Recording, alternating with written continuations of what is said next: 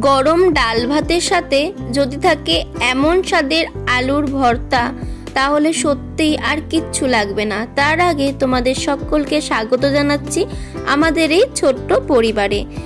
এই আলুর চোখা বানানোর জন্য আমাদের যে যে উপকরণগুলো লাগছে সেগুলোর মধ্যে রয়েছে পেঁয়াজ, আদা কুচো, রসুন কুচো, কারি পাতা আর টমেটো কুচি। সবার প্রথমে গ্যাসটাকে অন করে নিলাম। এবার এর মধ্যে একটা তাওয়া বসিয়ে তার মধ্যে দিয়ে দিচ্ছি সরষের তেল। আমি ভর্তাটা সরষের তেলেই করব, তোমরাও চেষ্টা করবে সরষের তেলে করতে। এখানে আমি নিয়ে নিয়েছি 4টে গোটা শুকনো লঙ্কা আর গোটা জিরে। এটা ফোড়নে দেওয়ার পরে একটু ভেজে নিতে হবে যাতে জিরে আর শুকনো লঙ্কাটা ভালোভাবে ভাজা হয়ে যায়। শুকনো লঙ্কার পরিবর্তে তোমরা এখানে কাঁচা লঙ্কাও ব্যবহার করতে পারো। আর দিয়ে দিলাম ফ্রেশ কারি পাতা। ফ্রেশ কারি পাতা যদি না থাকে তোমাদের কাছে, তোমরা অবশ্যই সেক্ষেত্রে শুকনো কারি পাতাও ব্যবহার করতে পারো। এখানে 1 চামচ আদা কুচি এবং 1 চামচ রসুন কুচি ব্যবহার করলাম। আদা ও রসুনটাকে সুন্দর করে ভালোভাবে ভেজে নিতে হবে। আদা ও রসুন একটু ভাজা ভাজা হয়ে যাওয়ার পরে এর মধ্যে দিয়ে দিতে হবে একটা মিডিয়াম সাইজের টমেটো কুচি, আর দিয়ে দিচ্ছি একটা মিডিয়াম সাইজের পেঁয়াজ কুচি। পেঁয়াজ, রসুন, আদা, টমেটো এবং কারি পাতা সমস্ত কিছু তেলের মধ্যে দেওয়ার পরে ভালোভাবে ভাজা ভাজা মতো করে নিতে হবে। এই আলু চোখা রেসিপিটা খুবই সাধারণ, কিন্তু এর স্বাদ কিন্তু অসাধারণ হয়। তোমরা অবশ্যই বাড়িতে এরকম ভাবে বানাবে। নর্মালি আমরা যেরকম ভাবে আলু সিদ্ধ বা আলু মাখা বা আলু ভাতে খাই, তার থেকে কিন্তু এটা সম্পূর্ণই আলাদা।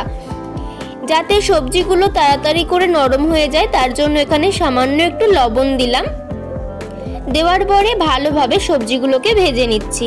এদিকে দেখো আমি 2টো আলুকে খোলা ছাড়িয়ে সুন্দর করে সেদ্ধ করে নিয়েছি। তোমরা যতটুকু পরিমাণ আলু মাখা বা আলু ভর্তা খেতে চাইবে ততটুকু পরিমাণ আলু নিয়ে নেবে। এখানে আমি বড় সাইজের 2টো আলুকে সেদ্ধ করে নিয়েছি। আর আমি এখানে নতুন আলু, চন্দ্রমুখী আলু ব্যবহার করছি।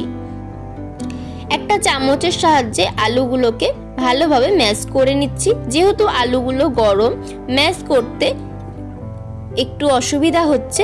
দেখতেই পাচ্ছ পুরো কিন্তু ধোয়া উঠছে। আলুগুলোকে ভালোভাবে ম্যাশ করে নেব। এদিকে দেখো আমাদের মশলাটা কিন্তু ভাজা একদম কমপ্লিট হয়ে গেছে। তোমরা এর মধ্যে ধনেপাতাও ব্যবহার করতে পারো। ধনেপাতা কিন্তু এই সময়তেই দিয়ে দিতে পারো।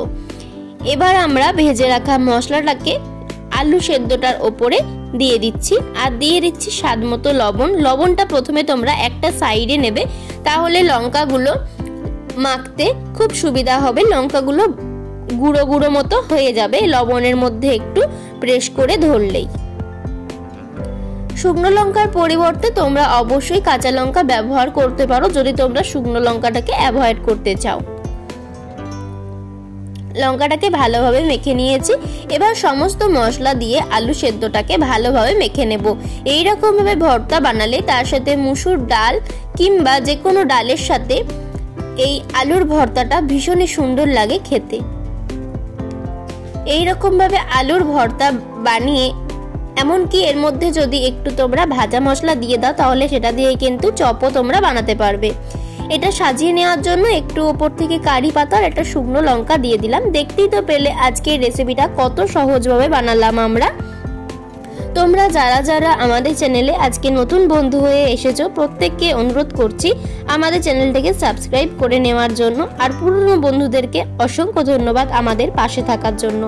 আজকের রেসিপিটা কেমন লাগলো অবশ্যই কমেন্ট করে জানাবে। তোমাদের এক একটা কমেন্ট আমাদেরকে অনেক বেশি উৎসাহিত করে ভিডিও বানাতে। দেখা হবে তোমাদের সকলের সাথে পরের দিন নতুন একটা ভিডিওর সাথে। সবাই ভালো থেকো, টাটা।